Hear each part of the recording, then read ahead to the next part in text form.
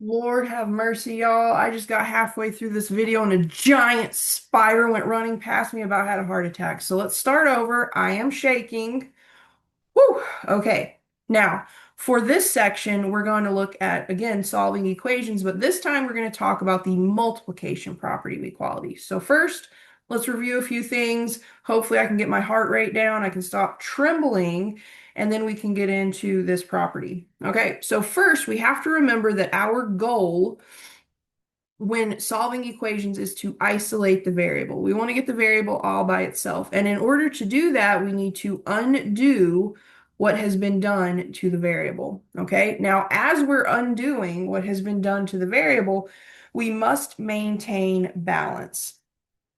Okay, so balance of the equation must be maintained. So when an equation comes to us, it's automatically balanced. Whether it looks it or not, the left is equal to the right. Okay, so as we're doing things to this equation to isolate the variable, if it happens on one side, we have to mimic it on the other side. And we learned this with the addition property of equality. The addition property of equality, it basically allowed us to add or subtract something from both sides of the equation. As long as we did it to both sides, everything was good. Okay, so that leads us to the multiplication property of equality.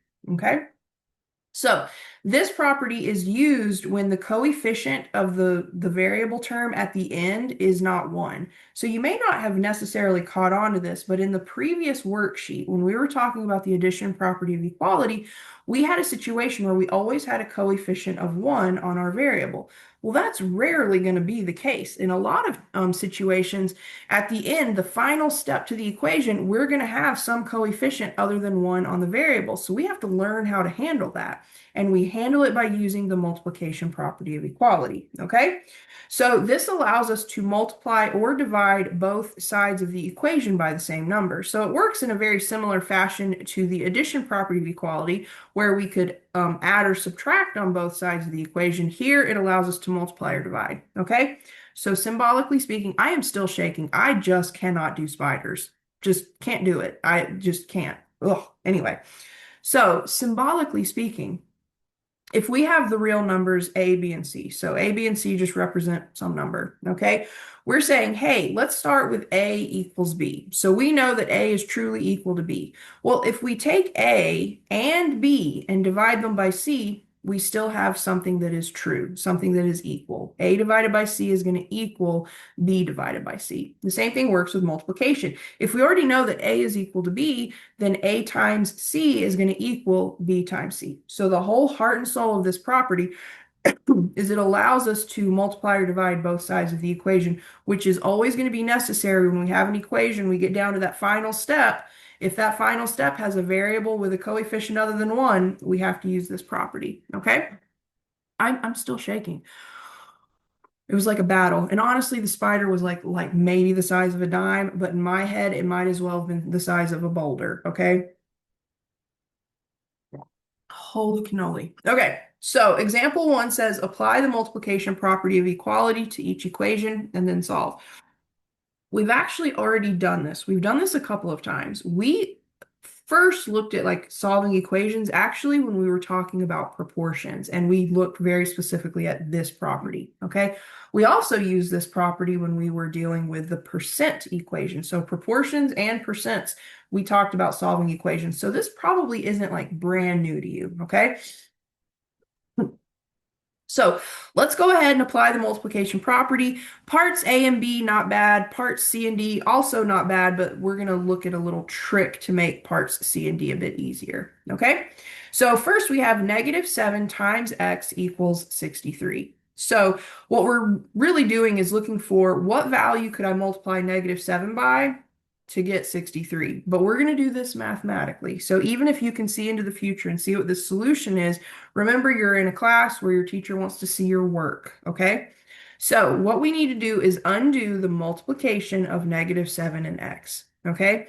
In order to undo multiplication, we divide. So we're going to divide both sides by the coefficient of x. Well, on the left, -7 divided by itself is 1. Now remember, as mathematicians, we get lazy all the time, and we're like, oh, these things cancel.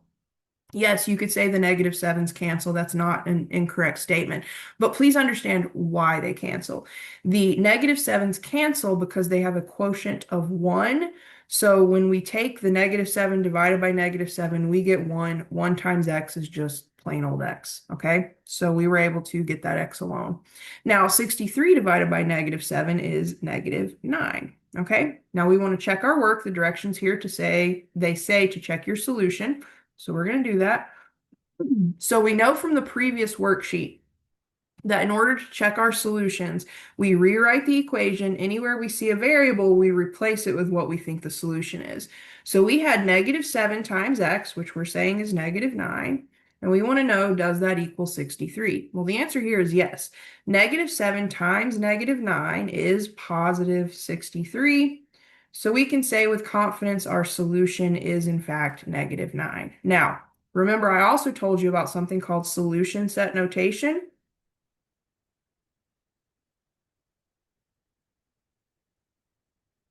In solution set notation, you can write your answer kind of in like a really formal way. We use the curly braces, and then you just put the value for the variable inside. So we're saying our solution set contains the value negative 9. All right, let's look at part B. So for part B, we have negative 0.4 times x equals negative 16. So we want to undo the multiplication of negative 0.4 and x. So we're going to divide both sides by negative 0.4. Well, negative 0.4 divided by itself is just 1. 1 times x is x. And ordinarily, I've been showing you the side work, but for this one, this is kind of why I end up letting students use their calculators a bit more freely. Division with decimals is not the easiest thing ever. It's not difficult, it's not terrible, but it's time consuming and it can be a little confusing. So let's go to the calculator. I'm also still shaking, so I don't know that I can do the side work, to be quite frank. I just had a spider try to kill me. All right, so we had 16. We want to divide it by negative 0.4. So how many times does negative 0.4 go into 16? Well, 40 times, okay? So let's go back to here. All right, so we're saying our solution is 40, okay? Well, let's check our work. So we're going to check, and anywhere we see an x, we're going to rewrite the equation. Anywhere we see an x, we're going to plug in a 40. So we get negative 0.4 times 40 equals negative 16, hopefully. For this one, I feel comfortable doing the side work. So 40 times 0.4, I get 4 times 0 is 0. 4 times 4 is 16. And remember, the trick here is when you're multiplying by decimals, count the number of decimal places in your factor. We have 1 decimal place in our factors, so that means we need 1 decimal place in our answer, which makes it 16.0. So we can say this checks out. All right, so our final answer, we're really confident saying is just 40, okay? So there we go. Now, when it comes to what you see down here for parts C and D, parts C and D are not necessarily harder, but we do have a trick for this, okay? Now, I want you to remember something. So we're going to do like a little off to the side. We're going to do a recall here. When you're dividing fractions, so let's say we have A over B divided by C over D. What we learned way back in like chapter goodness, like was that chapter 3, I think? We learned that we keep the first fraction the same and then we multiply by the reciprocal of the second fraction. So when you divide by fractions, it turns into multiplication of a reciprocal. So let's keep that in mind, okay? So kind of keep that in mind. So what we have here is 5/6 times x equals 5/18. Well, when we have this 5/6 times x, we could just divide both sides by 5/6, right? That's exactly the process we use for parts A and B. We divided by the coefficient of x. But when we divide by fractions, remember, it really just turns into multiplication of a reciprocal. So let's just start with multiplying by the reciprocal. So for the sake of just space here, because I'm like a little scrunched, I'm going to rewrite this. So I have 5/6 times x equals 5/18. And we're going to multiply by the reciprocal. So instead of dividing both sides by 5/16, we're going to multiply by the reciprocal, which is 6/5. Okay, so let's see what happens. So on the left, I have a 6 that divides into another 6. I have a 5 that divides into another 5. So essentially, 6/5 times 5/6 is just 1, which is technically the definition of reciprocals. Two numbers are reciprocals if their product is truly 1. So we get 1 times x. And then on the right-hand side, I see that the fives are going to technically, we get lazy and say they cancel, but really 5 divides into itself once and then into the other 5 once. And then 6 and 18 have a common factor of 6. So I could say, okay, 6 divided by 6 is 1, 18 divided by 6 is 3. So what I'm really left with over here on the right is 1 times 1 over 3 times 1. So my final answer is 1/3, but let's check it. Okay. Now we would take 5/6 times x, which we think is 1/3, and we're going to see if that really equals 5/18. Okay. Well, on the left, 5 times 1 is 5. 6 times 3 is 18. And we get that 5/18 really does equal 5/18. So we can say with confidence our solution is 1/3, or we can do it fancy and say the solution set contains the value 1/3. Okay, let's do the same thing for part D. We're going to multiply by the reciprocal. Okay, and again, just because it's a little scrunched with it written this way, I'm going to write it a little bit bigger. So we have -3/4 x equals 9/14. We're going to multiply both sides by -4/3. That's the reciprocal of 3/4. So you're always going to multiply when the coefficient of x is a fraction, multiply by the reciprocal of the coefficient. Okay. So let's see here. Again, on the left-hand side, 4 divided by 4, that just gives me ones. 3 divided by 3, just ones. And then we had two negatives. So when you multiply two negatives, that becomes a positive. So we have positive 1 times x, which is just x. Now on the left, fours, I have a 4 in the numerator and denominator. So 4 divided by 4 leaves me just ones. And then 3 and 9, they have a 3 in common. So we're going to divide each of those by 3. So 3 divided by 3 is 1. 9 divided by 3 is 3. So what we're left with is in the numerator 3 times 1. In the denominator 1 times 1. And remember, don't forget we have a negative right here. And so we have a positive times a negative, which makes a negative product. And then we would simplify it to just -3. So we think our solution is -3, but let's check it. So we have -3/4 times 3. So I'm going to write that as 3/1 just for the sake of having a numerator and a denominator. And we want to know, does that equal, oh shoot, I did this one wrong. Please don't be mad at me. I don't feel like doing this whole problem over, especially after the spider situation. Like, I need to go and scour my house and make sure it's not like completely spider infested. So the same process is correct. I just wrote down a 4 instead of a 14, which changes things. So please use pencil, erase part D. Everything else is fine. It's just part D. So we have -3/4 x equals 9/4. We're going to multiply both, or 9/14. I almost did it a second time. It's 9/14, y'all. Okay. Now we're going to multiply both sides by the reciprocal of -3/4, which is -4/3. Okay. So on the left, the 4's cancel, the 3's cancel. A negative times a negative is 1. You could also, if it makes you feel more comfortable, multiply across.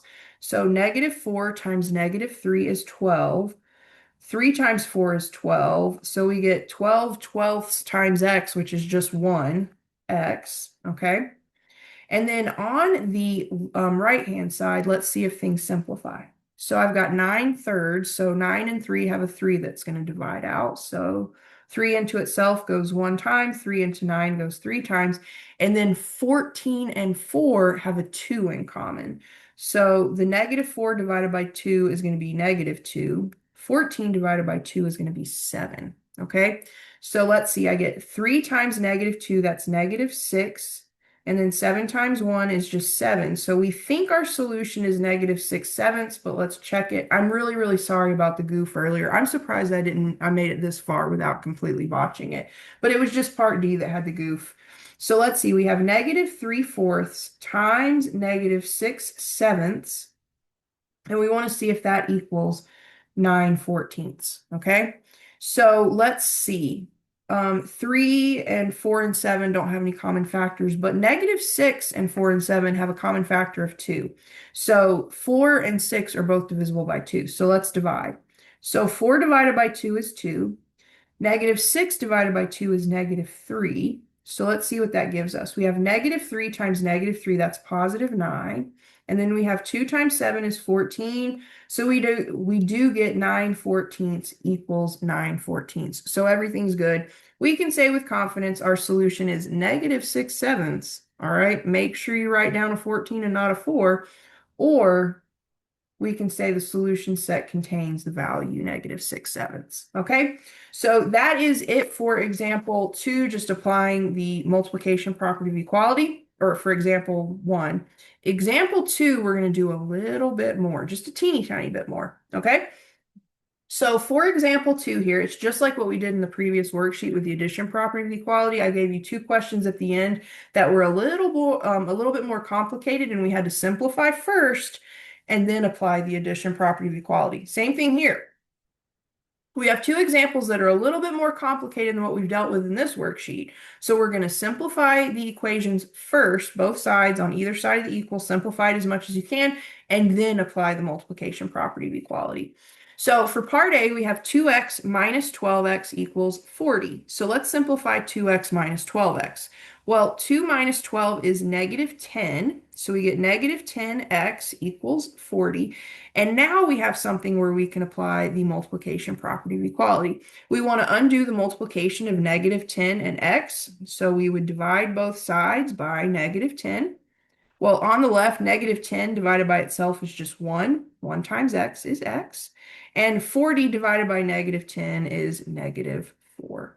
So just like in the previous worksheet, something as simple as simplifying both sides of what looks like a complicated equation gives us something that we can absolutely solve. Now for part B, we have 100 equals 15x minus 5x. So let's take care of the 15x minus 5x. So we get 100 equals, well, 15x minus 5x is 10x. And don't be alarmed that the 10x is on the right, not the left. We could easily rewrite this as, well, 10x equals 100. Generally speaking, you do want your variable on the left. At the very least, at the very end, when you write out your solution, you would write out the variable equals whatever number.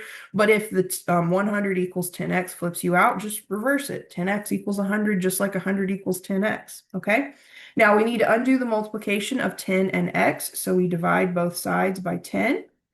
So 10 divided by 10 is just 1. 1 times x is x. And then 100 divided by 10 is 10. So we would say x equals 10, or the solution set contains the value 10. Okay, so that's it. This is a very short worksheet.